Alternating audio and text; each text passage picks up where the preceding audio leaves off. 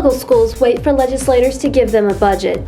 A Garden City man arrested for allegedly raping an 8-year-old girl. And Cullman welcomes home its heroes on this week's update.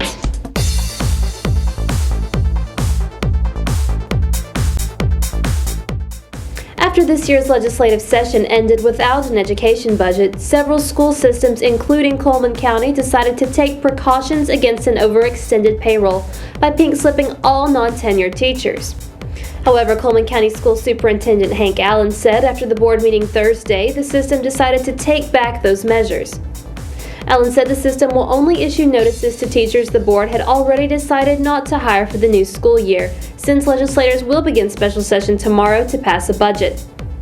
Cullman Senator Zeb Little said he too hopes legislators can put aside differences to quickly pass the education budget as it is written. Cullman County Sheriff's investigators recently arrested a Garden City man for the alleged rape of an 8-year-old girl. 60-year-old Gordon Lee Watson was arrested at his residence and charged with first-degree rape after the girl's parents reported the allegation to investigators.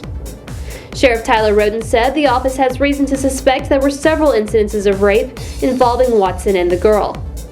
Watson is currently being held at the Cullman County Detention Center on a $50,000 bond. An Arab man was acquitted in Cullman County Circuit Court last week of charges from the hit-and-run death of a 51-year-old woman.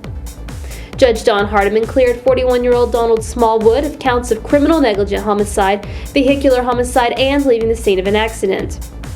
Hardiman said there simply was not enough substantial evidence to link Smallwood to the 2005 death of Deborah Ann Jones of Arab.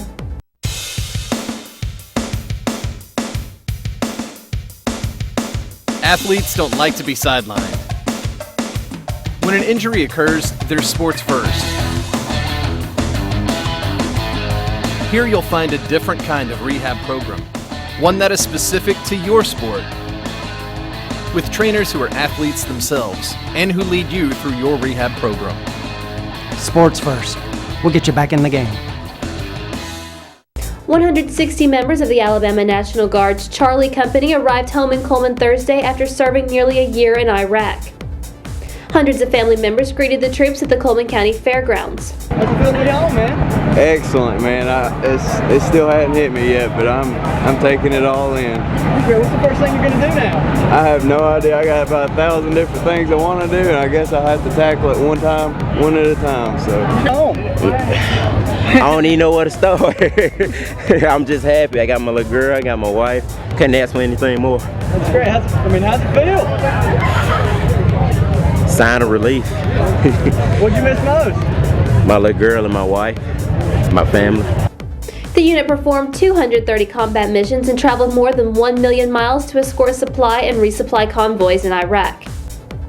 We hope you've had a great Memorial Day weekend. Be sure to drive carefully if you plan on traveling tonight. State troopers will be out in full force until midnight, checking for traffic violations and setting up roadblocks to catch drivers under the influence. For the Cullman Times Online, I'm Brittany Woodby.